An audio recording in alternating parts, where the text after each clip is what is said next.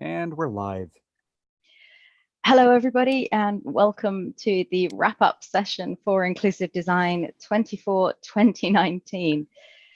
It seems like a very long time ago that we started out on this adventure, and particularly for those of us still here at the end, it really has been quite an adventure.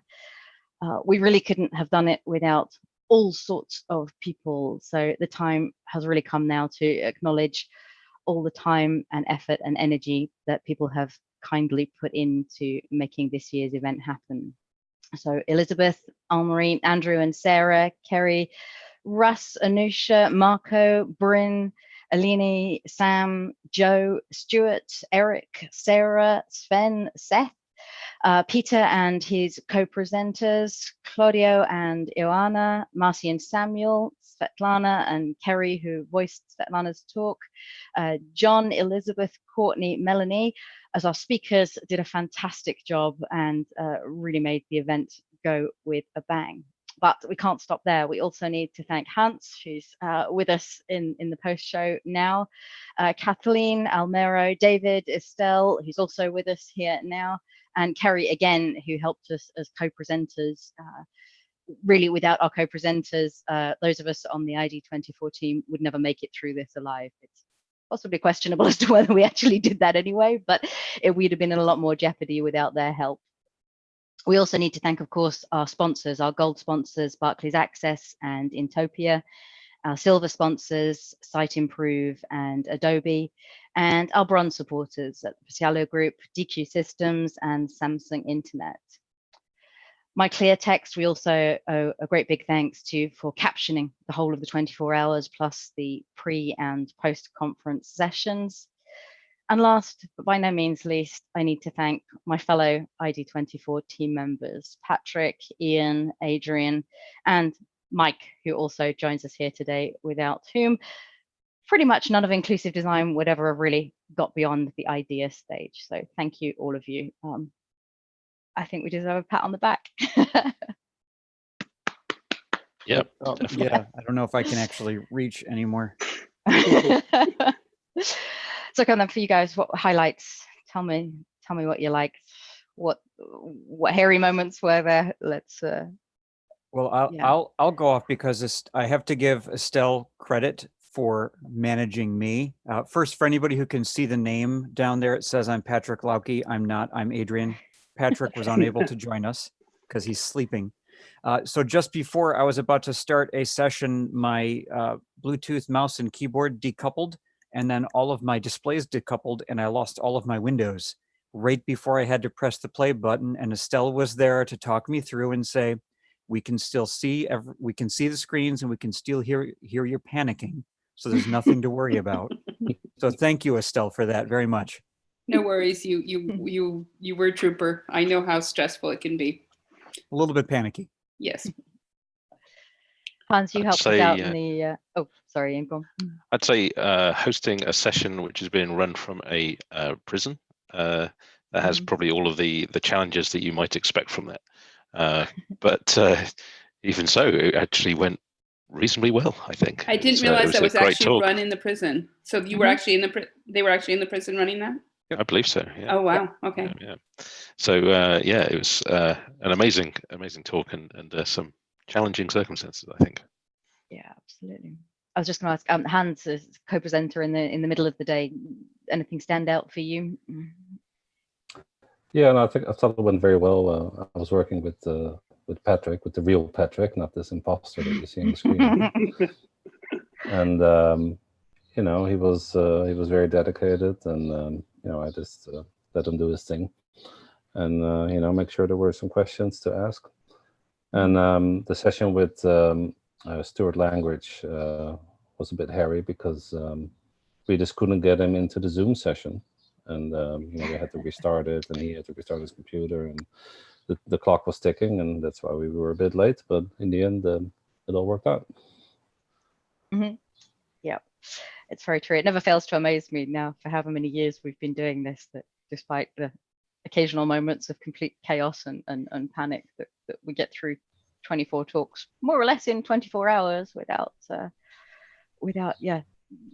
too much deviation from the schedule, which is yeah, always surprises me. Mike, you were, I saw on Twitter, reminiscing about giving an ID24 talk a few years back from your favorite city of Florence. How's this year been for you? Bragging. Hey, listen, it was a memory, right? And I think I remember. I think Charlie was there too. I think Charlie Pike was with us as well. So it was. I think we were there for a Web for All conference, in addition to the ID24 sessions being going on there. But you know what I enjoyed specifically about this year's is I thought, glitches or no glitches, I thought that the presenters themselves and their presentations, their slides and whatnot, I thought they were probably the best that I've seen in all of the years of doing ID24. I mean, certainly the content was great, and some of the sessions I heard there were a couple of saw that there were a couple of first-time speakers, and their sessions were just as brilliant. But I really thought what I saw on the screen and what I heard was just outstanding. It really was. I mean, I had a personal preference towards a couple of specific sessions. I really enjoyed Marco's, but that was because I was kind of looking forward to seeing what I had not been following what was going on in Firefox and DevTools and whatnot. So that was of particular interest to me. But there were a couple of other sessions that I also equally enjoyed. But I thought all the presenters did a great job, and I think they all deserve, as we say in the deaf culture, a round of applause. Absolutely. Putting up my hands and waving. I think one of the nice things for me this year was, you know, it's right there in the title. This has always been for us about inclusive design. But of course, accessibility has always bubbled up really strongly through that. But this year, I think for the first time, I've really felt that we've had an amazing variation of different talks. We've covered technical accessibility, usability, emotional side of inclusion, societal sides of inclusion, just so many different aspects of inclusion and inclusive design. It was a very wide range. Mm-hmm. Yep. I agree. I think we did a good job of making sure that we were talking about real inclusion topics and holding true to the name Inclusive Design 24. It's not just accessibility techniques and practices, but this is about how we're helping and supporting real people out there living their lives and doing their things. So I was happy to see more of that this year, definitely. Yeah, and some of the people we're supporting with this are not just the users of websites and applications or whatever it may be, but the actual practitioners as well. Particularly with talks like Joe's on imposter syndrome and anxiety. Very important talks. That's one I only saw the latter minutes of, but it's probably the first one I'm going to go back and watch in full. That's a great talk. I think what was really nice to see also in some of the comments that were on Twitter, and also some of the comments that were in the Skype from the speakers and the hosts, were that, when we think of inclusion, we think of, as practitioners, we think of other people. But what a lot of people who are watching this realize is I'm in that other people in more ways than they might have thought before they came. So I think if anyone watches any of the videos, it really brings it home that it's not about them, it's about us. And including themselves in that. So I think that was a really good outcome of every single one of the individual talks I saw. I didn't see all the talks, but each one that I saw kind of brought something home, even though the talk title wasn't necessarily about me. I felt seen in a lot of them, and I think a lot of people were able to feel seen in a lot of them. Yeah, I saw a few comments where people talked about that this was maybe the first time that they had known that there's something they can refer to, that there's a thing out there that corresponds with how they feel. And I thought that was good. I think part of that also, Estelle, you had mentioned you haven't seen every talk, and even us who are running this haven't seen every talk. At some point we had to do a face plant and try and get some sleep. And it's that weird decision of which talks am I going to consciously miss? I thought you were all superhuman. I really wish Leonie was the one I really expected to pull through all of them, but it's a tough decision. Which is the talk I'm going to skip? And that's why I really like that. sorry, I really like that, you know, this whole playlist is available now, and I've seen about a third of the talks because I was like I had doing family stuff in between and sleeping as well. So I'm just gonna load this whole playlist onto my phone now, and you know, watch it, like, you know, or listen to it while I'm driving and things like that. You know, it's just great that it's available as a resource now, even if you didn't get to see everything live. Another thing with a lot of the presenters is that you can actually listen to it. You don't have to see the videos, because I thought they did a very good job of describing, for the most part, what was in their slides, truly making it accessible. Yeah, that was huge. Yep. Yeah, I was telling Ian earlier, I had the talks running all day today and through most of the night. I think I cut out around 1 o'clock this morning. But I went to sleep with them going on. So not that means anything, but so they're putting you to sleep. Is that what you're saying? I think that's what he said. It's this whole notion of hypnotic suggestion, right? To listening. I feel like we need to have a dream conversation here. There you go. Exactly. A bit worried about what was going on. I'll tell you the other thing I've thoroughly enjoyed more this year than any other year, because it just keeps getting better, is just hearing from people all over the world telling us where they are while they're tuned in, whether it's one of our ID24 local events, because we had those in Toronto, Nebraska, Berlin, Ohio, and Bristol in the UK. We discovered the BBC was streaming it from London and Manchester in the UK too.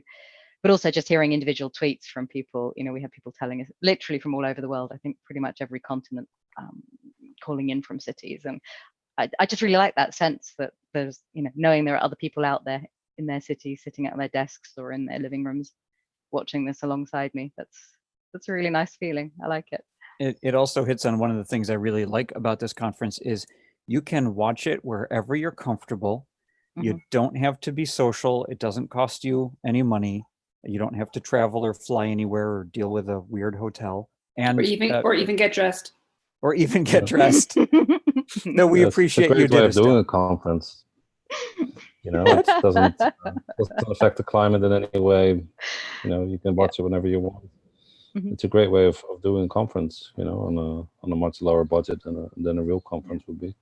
Yeah, but you know what? It also sets the tone for the way a lot of our well-known conferences, and I know that there's an effort in the A11YTO conference coming up next week, right? Yep.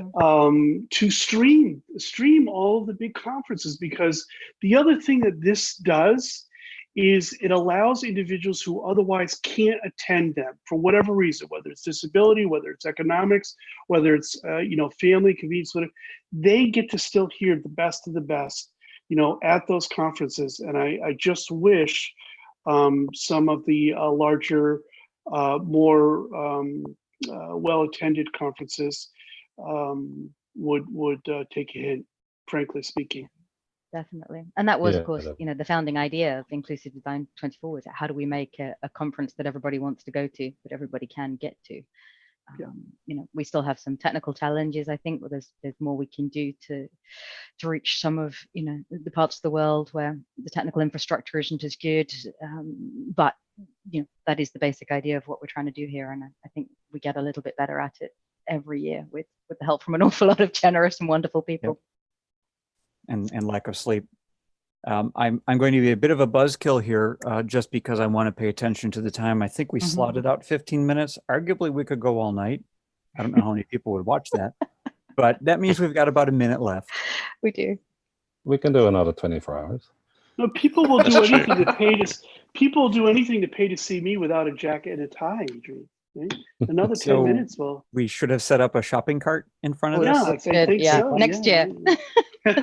Next year we'll take donations from Mike without a jacket. We did. Yeah, but John right. Get John Folio to come and tie cut the my tie in half. Yeah.